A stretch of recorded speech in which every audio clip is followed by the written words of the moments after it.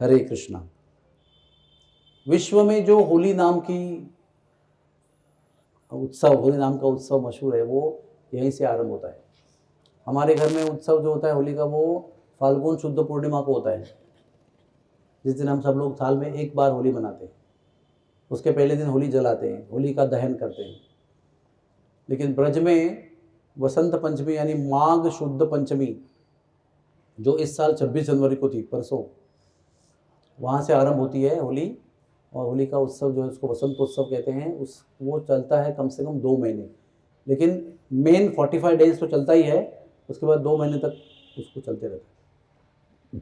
वसंत पंचमी के दिन जब दोपहर को भगवान उत्थापन मतलब अर्थात निद्रा से उठते हैं, तो उनको रंग देते हैं। और वसंत पंचमी के दिन आप देखेंगे, वसंत ऋतु जब आरंभ होता है तो सब जगह पर सरसों के खेत लहराते रहते हैं, पीले रंग के। आप जहाँ भी देखेंगे ब्रज में सब जगह पीले रंग के फूल सब जगह फैले रहते हैं, सरसों के।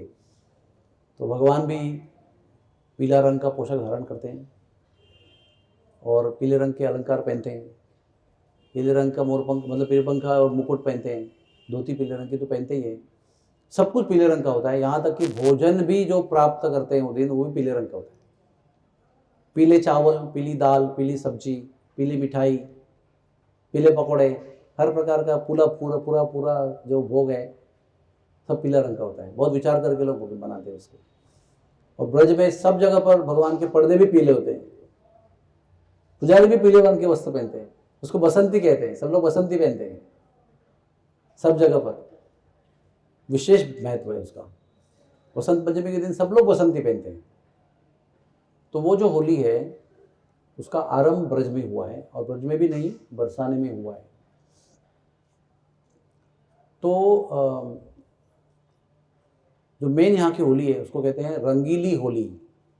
वो इस साल 27 फरवरी को है। वो फाल्गुन शुद्ध अष्टमी को, नवमी को होती है। फाल्गुन शुद्ध नवमी को होती है। और फाल्गुन शुद्ध अष्टमी को एक दूसरी होली होती है, उसको कहते हैं लड्डू मार होली। एक होती है लड्डू मार होली, एक होती है लट्ठ मार होली, फिर उसके बाद होती है छड़ी मार होली, इसके बाद होता है हुरंगा। ऐसे बहुत प्रकार की होलियाँ हैं। तो धीरे धीरे आरंभ करेंगे आपको बताने के लिए। तो आज सबसे पहली कथा आपको बताते हैं कि ये भगवान है ना, वो अपनी सारी लीलाओं की भूमिका बनाते हैं, एक बैकग्राउंड बनाते हैं। जैसे हम कैसे स्क्रिप्ट बनाते हैं ना, हमको एक ड्रामा करना है तो ड्रामा में एक सीन जो होता है सबसे महत्वपूर्ण होता है, लेकिन उसके आगे पीछे बहुत तैयारी होती है बिल्डअप करने के लिए। उसके अनुसार स्क्रिप्ट बनता है, फिर वो उसका भाव बनता है, फिर बीच में वो सीन होता है, उसके बाद में फिर ड्रामा अपने एंड की ओर जाता है। तो इसकी शुरुआत कैसे हुई? कुछ लोग कहते हैं कि ये लीला जमुना जी के पार मथुरा में हुई। मथुरा के भी जमुना जी के पार, यानी उस तरफ, यहाँ वृंदावन है, वहाँ मथुरा है। कुछ लोगों के कहने के अनुसार ये कथा जो हुई, घटना, वो गहवर वन के किनारे हुई। और एक कथा के अनुसार ये हुई साक्षात भानुगढ़ में, भानु महल में, राधा रानी के घर पे। चलो हम उसको गहवर वन का सूत्र पकड़ते हैं। गहवर वन जो है वो राधा रानी के मंदिर से चिकसोली गांव एंड तक है, यानी बरसाना क्षेत्र के बाद में चिकसोली गांव शुरू होता है। चिकसोली के एंड तक ये गहवर वन बना हुआ है। उसके अंदर गहवर कुंड है जो ब्रह्मा की नाभि है। वहाँ पर राधा रानी रोज अपने 64 सखियों के साथ स्नान करती हैं और ग्वाल बाल मोरकुटी से लड्डू फेंक के उनको डिस्टर्ब करते हैं। तो वहाँ पर राधा रानी और सब सखियाँ जो है ना वो खेल रही थी। हम लोग सब लोग उस खेल को बचपन में खेल चुके हैं। उसको कहते हैं घर घर, यानी घर खेलना। कोई माता बनता है, कोई पिता बनता है, कोई बच्चे बनते हैं, फिर माता खाना बनाती है, बच्चे स्कूल जाते हैं, पिताजी अपना काम करते हैं, ऐसे सब अपना रोल मैंने बहुत खेला है बचपन में, बहुत मज़ा आता था उसके अंदर। कभी कभी रियल का खाना लेके जाते थे, कभी कभी जस्ट ऐसे ही मन में कुछ ना कुछ खाते थे as per availability of situation. तो राधा रानी का घर घर का खेल जो है वो विशेष है। उसमें घर से कोई व्यंजन नहीं लाया गया है, वो सब मट्टी ही मट्टी है। ब्रज की मट्टी, ब्रज की रज। उसके बर्तन जो है वो मट्टी के हैं, चूल्हे भी मट्टी के बने हुए, वो तो मट्टी के रहते हैं, बर्तन भी मट्टी के बने हुए हैं। और जो भी बन रहा है, चावल बन रहा है, सब्जी बन रही है, दाल बन रही है, मिठाई बन रही है, खीर बन रही है, सब मट्टी मट्टी मट्टी मट्टी का ही है। खाली भाव अभी खीर का है, अभी भाव चावल का है, अभी भाव रोटी का है। तो दुर्वासा मुनि आए। आप जानते हैं दुर्वासा मुनि फेमस किसके लिए है? हाँ, शाप देने के लिए। उसके पहले किसके लिए? क्रोध के लिए। शाप क्रोध के बाद में आता है ना, पहले क्रोध आता है। तो वो आए अपने, वो तपस्वी तो थे, बड़ी बड़ी लाल लाल आंखें और कृष्ण शरीर, लंबी दाढ़ी और उग्र चेहरा। और वो तपस्वी का चेहरा कैसा रहता है? बहुत दुबला पतला, तो तेज बहुत रहता है। तो आए वो, तभी सब सखियां जो है ना एकदम भाव में खेल रही थी। सखियां ऐसे, हमारा कैसा है ना, हमारा ध्यान बटा रहता है हमेशा खेल में भी। हम लोग इधर उधर, आजकल के बच्चे तो खेल में ही मोबाइल देखते रहते बीच बीच में, घर घर खेलते लेकिन कुछ भी करते रहते हैं। लेकिन गोपियां जब भी कुछ करती हैं, जैसे फूल बिन रही है, पूरे एकाग्रता से अपने आत्मा को अर्पण करके हुए काम करते हैं। अगर आपको गोपियों को, किसी गोपी को बोला कि आपको ना पीले रंग के फल लाने, फूल लाने हैं, तो वो दुनिया में उसके लिए कुछ बचेगा ही नहीं पीले फूल के अलावा, कुछ दिखेगा ही नहीं उसको, केवल पीला ही फूल दिखेगा। इतनी उनकी एकाग्र चेतना होती है।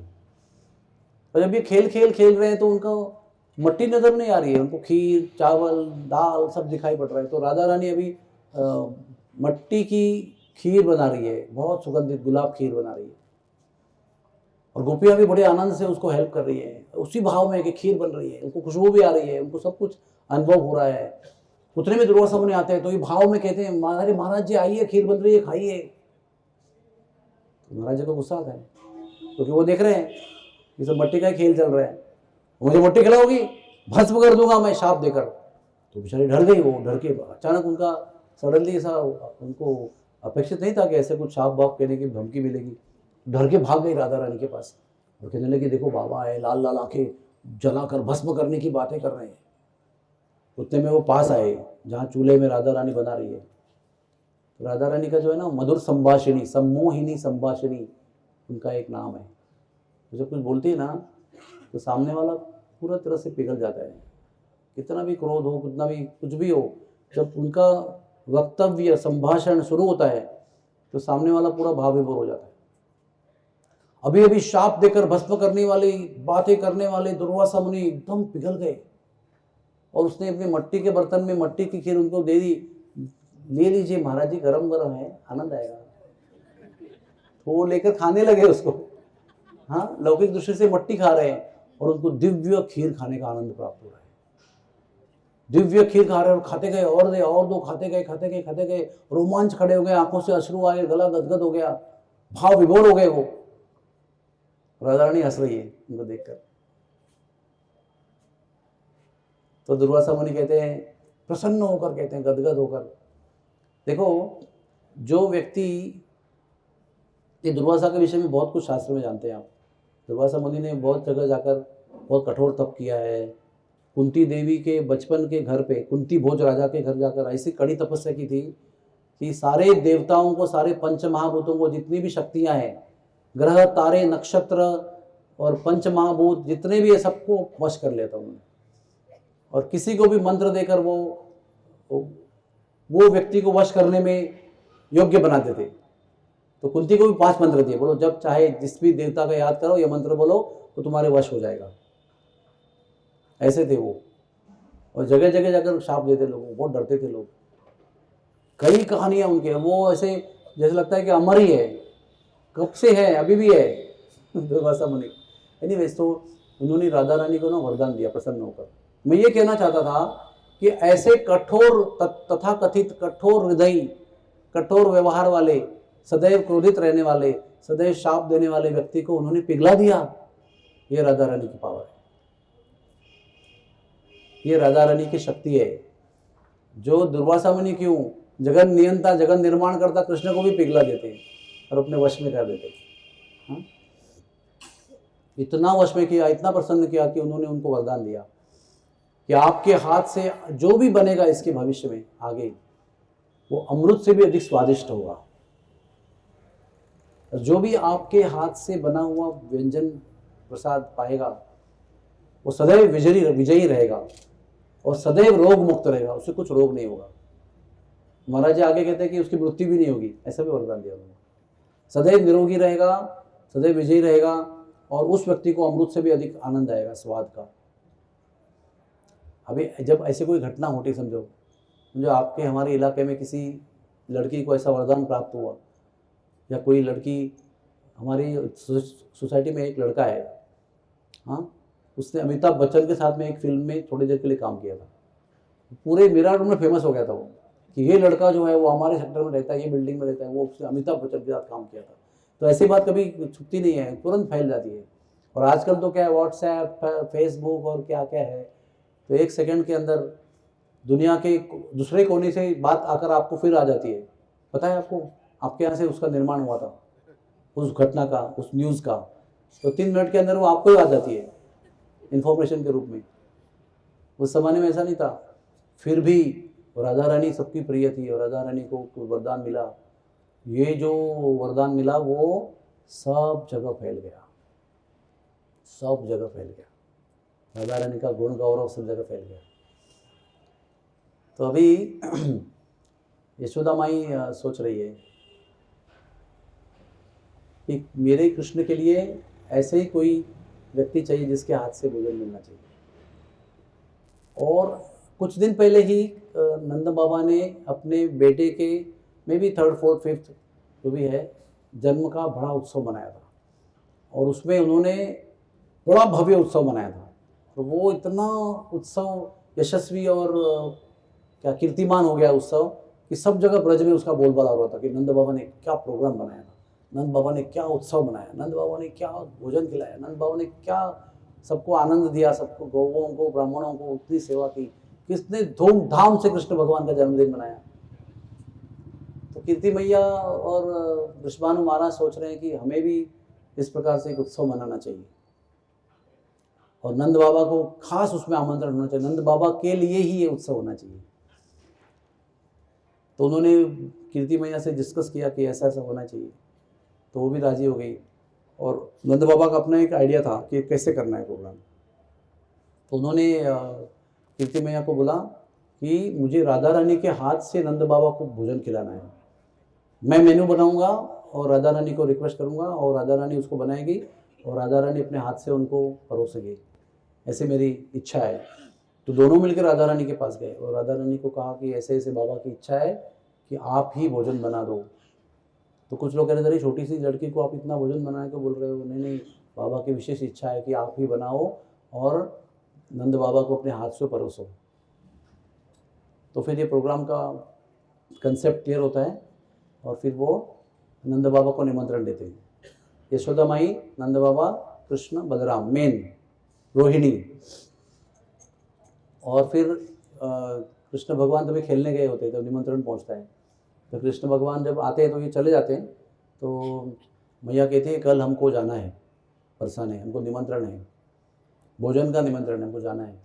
तो कृष्ण कहते हैं मैं अकेले तो नहीं जाऊँगा, मेरे सारे दोस्तों के बिना मैं खा नहीं सकता, मैं तो दिन भर उनके हाथ ही खाते रहता हूँ। तो कहते हैं अच्छी बात है बहुत, तुम दोस्तों के साथ खाते रहना, हम चले जाएंगे। मैया भी बहुत होशियार है ना, वो सब पता है कि कैसे बच्चों को मनाना है। बोले कोई बात नहीं, आप बच्चों के साथ खेलते रहो, खाते रहो, हम आपको भोजन भेज देंगे, आप गैया चराते रहो और हम जाएंगे, हमारे लिए निमंत्रण है। तो जैसे ही ऐसे कहते हैं ना कि बरसाने में हम अकेले जाएंगे, तो कृष्ण भगवान का ध्यान बरसाने में पहुंचता है और एकदम भाव विभोर हो जाते हैं, राधा रानी के प्रेम पर ध्यान करते हैं, राधा रानी के स्वरूप पर ध्यान करते हैं, राधा रानी के निवास पर ध्यान करते हैं, बरसाने में ध्यान करते हैं। तो सब कुछ गैया वैया सब कुछ भूल जाते हैं, तो मैया मैं आपके साथ चलूंगा। बहुत सुंदर कहानी है ये कहानी भानु महल की कहानी है। 4 गढ़ है ना, भानगढ़ पर भानु महल है, तो भानु महल में बहुत सारी कहानियाँ हुई है। तो मैं सोच रहा हूँ कि एक ही कहानी बताऊँ, कभी भी वो कथा में मौका नहीं आता है कि एक गढ़ की सारी कहानियाँ बताऊँ। तो यहाँ पर इतना बड़ा इंतज़ाम होता है कि वृषभानु महाराज केवल अपने महल को नहीं, पूरे बरसाने को इतना सजाते हैं, पूरी कमान बनाते हैं, सब जगह वेलियाँ, रियल वेलियाँ, सुगंधित वेलियाँ फैल रही है, सब जगह फूलों का इंतज़ाम है, सब जगह पताका लग रही है, सब जगह हर प्रकार का सुंदर आयोजन, पूरा बरसाना महक रहा है। कहीं भी चले जाओ इतना सुंदर डेकोरेशन, सुशोभीकरण करके रखा है। रास्ते में सब जगह सुगंधित द्रव्य छिड़क के रखा है, सब जगह दीपक लगाए रखे हैं, सब जगह केले के जो पेड़ है लगा के रखे हुए हैं, हर प्रकार के सुगंधित, हर प्रकार के सुशोभित करने वाली वस्तुएं वहाँ पर लगी हुई है। जब नंद बाबा आते हैं तो हैरान हो जाते, देखिए इतना सौंदर्य है सब जगह पर। और आगे पहुँचते हैं तो विशेष रूप से नंद परिवार का स्वागत होता है। नंद बाबा आलिंगन देते हैं वृषभानु महाराज को, वृषभानु महाराज उनको आलिंगन देते हैं, कीर्ति मैया रोहिणी और यशोदा को आलिंगन देते हैं, और सभी यहाँ के जो ग्वाल बाल हैं बरसाने के, वो सभी ग्वाल बालों को आमंत्रण देते हैं, आलिंगन देते हैं, गिफ्ट देते हैं, अत्तर लगाते हैं, माला पहनाते हैं, गुलाबदानी से जल फेंकते हैं उनके ऊपर। बड़ा प्रेम का आदान प्रदान होता है। बहुत समय तक सब लोग आलिंगन में रहते हैं। इतना प्रेम था वृषभानु महाराज का और नंद महाराज का। कीर्ति मैया और यशोदा मैया का भी स्वतंत्र प्रेम था एक दूसरे के ऊपर। यहाँ तक कि जमुना किनारे रावल में दोनों, एक कथा आती है, एक अलग जगह पर कथा आती है, क्योंकि कल्पवेद के रूप में बहुत विविध प्रकार की कथाएं हैं। दोनों गर्भवती थी और दोनों एक बार जमुना किनारे रावल में मिलती है, तो दोनों क्या बोलते हैं, क्या उनका संभाषण होता है कि अगर तुझे लड़का होगा, मुझे लड़की होगी, तो उसका विवाह कर देंगे, और उल्टा भी होगा तो भी विवाह कर देंगे। वादा रहा हमारा दोनों का। हाँ, दोनों को अगर लड़का और लड़की सेम सेम हो गए तो बात अलग है, लेकिन दोनों में से अगर लड़का और लड़की हुई तो निश्चित रूप से हम उनका विवाह कर देंगे। तो राधा वल्लभी संप्रदाय में एक चाचा वृंदावन दास करके संत हुए हैं। उनके ग्रंथ में लिखा है कि जब सबसे पहले कृष्ण भगवान गौचारण करने के लिए निकले थे गोपाष्टमी के बाद, तो वो संकेत वन में गए थे, और संकेत वन में वो गौचारण करने के लिए पहुंचे थे। तो पहुंचने के पहले ही वहाँ पर राधा रानी और गुसखियाँ खेल रही थी, और यशोदा मैया भी किस काम के लिए वहाँ पर पहुँच गई थी, ये लोग आने के पहले ही। जब कृष्ण आए तो मैया को मिले, मैया ने कहा अरे राधा रानी यहाँ पर थी। कृष्ण ने कहा मैंने भी देखा, लेकिन वो जा रही थी और मैं बहुत बड़ा व्याकुल हो रहा हूँ, मैया मेरे लिए कुछ करो, मुझे उसे विवाह करना है, मैया मेरी बात चलाओ। ऐसे बेटा 5 साल का मैया से जिद कर रहा है। लेकिन उसके पहले जो प्रसंग हुआ, वो प्रसंग ये हुआ कि यशोदा माई राधा रानी से संकेत वन में मिलती है और कहती है जब वापस लौट के जाओगी घर पे तो केवल कीर्ति मैया को याद देना कि रावल के जमुना के किनारे हमारे क्या बात हुई थी। तो राधा रानी पूछती क्या बात हुई थी, वो मत जानने का प्रयास करना, खाली मैया को जाकर कहना कि आपकी और यशोदा मैया की रावल के यमुना किनारे में क्या बात हुई थी, इतना खाली याद देना। तो ये मुझे वो प्रसंग याद आया। उसके बाद में फिर यशोदा माई बहुत कुतूहल से रसोई घर में जाती है और वहाँ पर देखती है तो राधा रानी अकेली कई हज़ारों चूल्हे और कई हज़ारों सखियाँ इनके साथ में एक साथ में कई हज़ार व्यंजन बना रही है। सबका ऊपर उसका इतना सुंदर नियंत्रण है, और कोई एंग्जाइटी भाग दौड़ी ऐसा कभी कभी होता ना, टेंशन, ऐसा कुछ नहीं। लोग बड़े इत्मीनान से प्रेम से मग्न होकर वो कर रही है। तो यशोदा कहती है अरे इतनी छोटी सी बालिका को आपने इतना कष्ट क्यों दिया। तो कीर्ति मैया समझाती है उनको कि हमारे प्रभु जी वृषभानु महाराज, इनकी ये इच्छा थी कि राधा रानी के हाथ से आपको आज का भोजन खिलाया जाए। तो यशोदा माई ना राधा रानी के पास जाके पूछती क्या क्या बनाया तुमने। तो राधा रानी बड़ी संकोच में आ जाती है। तो गुरुदेव इसमें राधानाथ स्वामी महाराज इसमें बहुत सुंदर परपोट देते हैं और कहते हैं कि जब भक्त कोई विशेष काम करते हैं तो कभी किसी को बताते नहीं हैं, और जो भक्त नहीं होते, दुनियादारी के लोग होते हैं, वो इतना सा भी करेंगे तो दुनिया में पब्लिसाइज करना चाहते हैं, देखो मैंने क्या किया, देखो मैंने क्या किया, सबको बताना चाहते हैं। पर एसएससी पास हो गए 60% में तो पूरी बिल्डिंग में मार्कशीट घुमाएंगे अपनी, मैं एसएससी में पास हो गया। तो राधा रानी ने इतने सारा सुंदर आयोजन किया था, लेकिन वो बता नहीं रही, वो सर झुका के खड़ी है। लेकिन महाराज कहते भक्तों को ऐसे होना चाहिए, कितना भी महान कार्य करेंगे उसके बाद में गर्व नहीं करना चाहिए कि हमने महान कार्य किया है, और बड़ों के सामने उसका क्या कहते हैं ना, उसको अपनी टिमकी नहीं बजाना चाहिए, गौरव नहीं करना चाहिए अपना। लेकिन राधा रानी कुछ बोल नहीं रही है, इसलिए ढीठ होकर यशोदा देवी ही सब जगह घूम के आई पूरे किचन में, वो सारे व्यंजन को देख के आई, उसका सुगंध और उसका जो दृश्य और उसका हर एक आइटम का दर्शन देखकर वो इतनी प्रभावित हो गई। उसको लग रहा था कि इतनी चूल्हे जल रहे हैं, इतने बीच में इतनी कोमल सी मुलायम सी मक्खन जैसे शरीर वाली लड़की खड़ी है, तपती होगी, क्यों इसको लगाया? लेकिन वो बड़े आनंद से वो भोजन बना रही थी। तो जब भोजन परोसने का समय आया तो सब परोसने लगे, तो वृषभानु बाबा कहते हैं नहीं नहीं राधा रानी आपको जाना है। तो राधा रानी कृष्ण, बलराम, यशोदा, रोहिणी, नंद महाराज को विशेष रूप से अपने हाथ से परोस रही है, और वो अपने हाथ से परोस कर इतना संतुष्ट करती है सब लोगों को, इतना संतुष्ट करती है कि यशोदा माई वो भी चिंतन कर रही है। जब से उसके कान पे वो दुर्वासा मुनि के वरदान की बात आई है कि कैसे और कब ये बात की जाए, कौन से प्रसंग में की जाए, वैसे नहीं कि आज मालूम पड़ा और कल से घर में आके ठक ठक ठक मुझे एक बात करनी है आपसे, राधा रानी को भेजो हमारे घर भोजन बनाने के लिए, ऐसा नहीं होता है। वो जो सज्जन लोग होते हैं ना, सभ्य लोग होते हैं, जेंटलमैन, वो बहुत हर काम एकदम मुलायमता से करते हैं, प्रसंग को देखकर अनुकूल वातावरण में अनुकूल भाष्य करते हैं। तो ये भी इंतजार कर रहे थे, उनको लगा कि ये बहुत ही सुंदर मौका है, हमें ही केवल निमंत्रित कहा गया है, पूरा उत्सव हमारे लिए किया गया है, तो हम कह सकते हैं। तो भोजन किया, सबको तांबूल दिया, सुगंधित द्रव्य दिया, सबको संतुष्ट करके जलपान कराया। और यहाँ तक कहते हैं कि वृषभानु महाराज और कीर्तिमय ने ऐसा इंतजाम किया था कि जिस समय ये लोग आए और उनका स्वागत का कार्यक्रम हो गया, उसके पश्चात वृषभानु महाराज ने सबके लिए मसाज की व्यवस्था की थी, सुगंधित ऊन जल से स्नान की व्यवस्था की थी, सबको सुंदर सुंदर अलग अलग स्त्री पुरुष लोगों को अलग अलग करके सुगंधित तेलों से उनको सबका मालिश करवाया, उनको गर्म पानी से स्नान करवाया, फिर नए नए वस्त्र दिए उनको, और पूरा जलपान पेयपान करके संतुष्ट करके फिर बिठाया, फिर बातचीत की, उसका भोजन कराया, फिर तांबूल दिया, फिर सब कुछ मुखवास दिया, बहुत संतुष्ट करके बिठाया आराम से, बोले भी आराम करो। आराम हो गया। उसके बाद में जब भी निकलने का समय आया तो यशोदा माई जाती है कीर्ति मैया के पास और कान में बोलती है एक निवेदन है आप। मैं कहूँ वो निवेदन क्यों, आज्ञा करो। पंजाबी लोगों में ना ऐसे आदत होती है, आप बोले प्रभु जी एक काम है, अरे हुकुम करो हुकुम करो ऐसे कहते हैं पंजाबी लोग। तो उन्होंने कहा कि आप आज्ञा करो। उन्होंने कहा कि राधा रानी को, क्योंकि ना मैं बीच में एक बताना भूल गया आपको, तो अभी बच्चे भी आए थे सब, मधुमंगल और श्रीदामा सब लोग आए थे, सबको लेकर आए वो आदमी। और कन्हैया जी लेफ्ट गोद में नंद महाराज के, और राइट गोद में बलराम जी, ऐसे नंद महाराज बैठ के भोजन कर रहे हैं और सब साथ में खा रहे हैं। कृष्ण के लेफ्ट में मधुमंगल जी बैठे हैं, मधुमंगल के आगे सब सखा बैठे हैं। तो मधुमंगल क्या बोलते हैं बीच में, मधुमंगल बोलते हैं कि ये भोजन इतना स्वादिष्ट है कि मुझे लगता नहीं कि इसके आगे अगले भोजन में मैं किसी के हाथ का भोजन खा सकता हूँ।